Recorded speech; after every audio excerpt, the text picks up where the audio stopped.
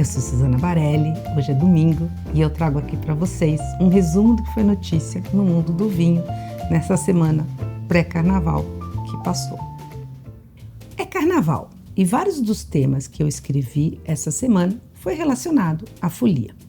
No paladar e no guia dos vinhos, sim, essa semana foi a minha vez de escrever para a newsletter que publicamos no site do Guia dos Vinhos todas as semanas e que recomendo vocês assinarem. Pois bem, nessas duas publicações, o tema foi sempre ao redor da questão se o vinho combina com o carnaval. E o que eu sempre respondo que sim, o vinho combina muito com o carnaval. Das histórias que apurei, achei interessante a pesquisa da Scantec, que mostra que no ano passado o espumante foi a bebida alcoólica que mais cresceu em vendas durante o carnaval. Isso sem computar, claro, a cerveja. A Scantec é uma empresa que faz uma pesquisa junto ao varejo, ou seja, são dados de venda das bebidas. Para o carnaval, ela cria uma cesta com alguns dos produtos mais consumidos nessa época, de bebida e de comida. Na análise da bebida, o espumante cresceu 21% entre o que foi consumido na folia em 2024 e em 2025. Eu espero que essa alta siga neste carnaval. No pré-carnaval, eu fui num bloco chamado Balacobaco, que saiu no sábado passado, lá no Itaim. A proposta dos organizadores, como o Vinho na Vila e a Vinícola Serra de Pedra, era um bloco onde a gente pudesse provar vinhos e dançar. Comentei disso na CBN. Nas laterais do bloco estavam alguns carrinhos de vinho, aqueles meio semelhantes que vende sorvete na praia. A ideia era que o folião enchesse a taça, de acrílico, claro, e dançasse as músicas do bloco. Foi bem divertido. Mas o que eu acho mais interessante dessa proposta é pensar que tem espaço para o vinho em outras situações de consumo. Ainda no carnaval, eu conto de um pet nat chamado Cadê o Meu Carnaval?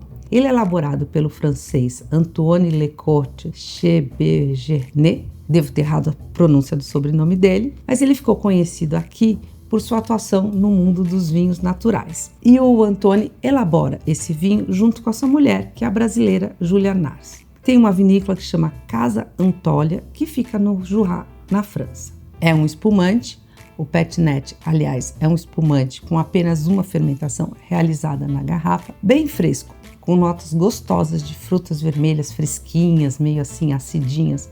Gostei bastante. E o nome desse espumante, ele é inspirado na música do cantor Geraldo Azevedo. Custa R$ 273 na importadora Barbagianni. Eu provei junto com um casal que passou por São Paulo recentemente. Eu comecei esse vídeo falando de carnaval, mas o principal evento dessa semana foi a Wine Paris, que aconteceu, como o nome diz, em Paris.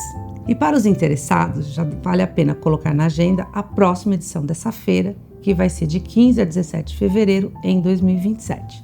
O evento se consolidou definitivamente como a maior e provavelmente a melhor feira para os negócios do vinho, como eu conversei com alguns importadores que foram para o evento. Vai assim colocando a Provine, que acontece agora de 15 a 17 de março em Düsseldorf, na Alemanha, em segundo lugar. Sobre a Wine Paris, eu vou contar de uma apresentação que teve lá com dados da OIV, que é a organização que reúne os principais países produtores de vinho. Ela aproveitou o evento para mostrar os dados e algumas tendências do setor. Alguns pontos que eu acho que merece destaque dessa apresentação são, primeiro, a diminuição do consumo global de vinhos, que vem sendo registrado nos últimos anos, e segundo a OIV, isso reflete um efeito combinado de ajustes estruturais de longo prazo em mercados maduros, ou seja, Europa, e uma série de recentes perturbações econômicas e geopolíticas que a gente vê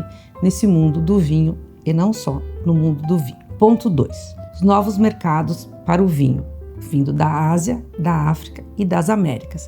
São mercados emergentes que oferecem um potencial de crescimento a longo prazo. Isso explica muito esse foco enorme que a gente vê de produtores aqui no Brasil. Ponto 3. Há uma evolução dos padrões de consumo com interesse crescente pelos vinhos brancos e pelos espumantes. E um dado que a OIV não colocou, mas que é cada vez mais pertinente, há uma tendência enorme pelos vinhos sem álcool ou de baixíssima graduação alcoólica. Conta aqui também do filme do cineasta brasileiro Gabi Klinger, que essa semana, na verdade amanhã, segunda-feira, será exibido no Festival de Cinema de Berlim. O filme se chama Isabel, tem a Marina Persson como principal personagem e mostra uma sommelier que trabalha em um restaurante de alta gastronomia aqui em São Paulo e que sonha em ser mais atuante na sua carta de vinho e em escapar do seu chefe, que é controlador, e conseguir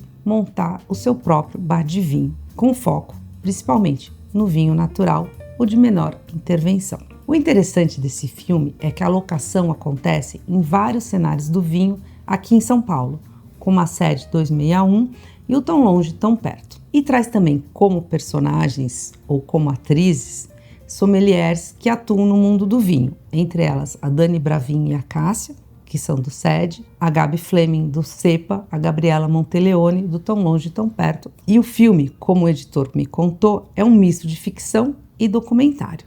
Eu não vi o filme ainda, mas a conversa com ele deixa claro que o nome Isabel não é mera coincidência, por mais que a paixão da sommelier Isabel seja pela uva Peverella. Das degustações dessa semana, eu quero contar que finalmente fui provar o menu do Evai, com a ideia de conhecer melhor as harmonizações criadas pelo sommelier Marcelo com o menu do chefe Luiz Felipe. Focando no vinho, como eu sempre faço, gostei de saber que o Evai tem não uma nem duas, mas são 3 listas de vinho que o cliente pode escolher para combinar com esse menu degustação.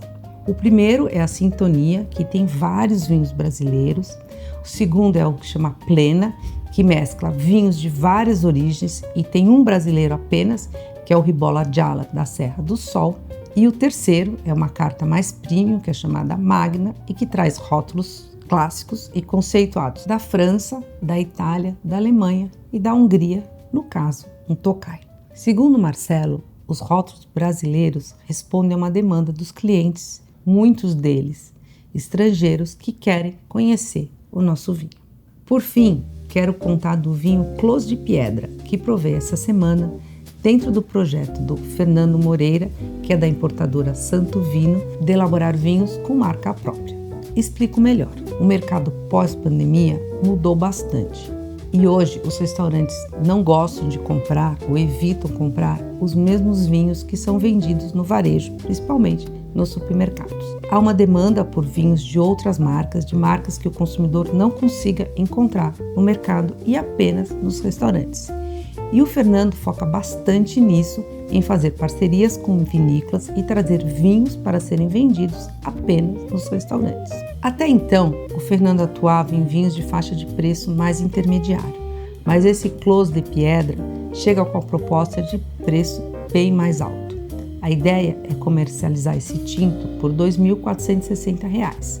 É um vinho elaborado apenas com a Cabernet Sauvignon, lá no Chile, pela Morandé.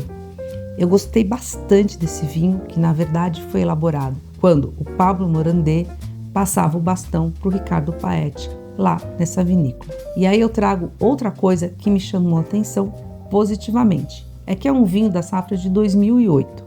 Isso mesmo, um vinho que já tem 18 anos. E não é nada comum a gente encontrar vinhos com esse tempo em garrafa à venda nos restaurantes.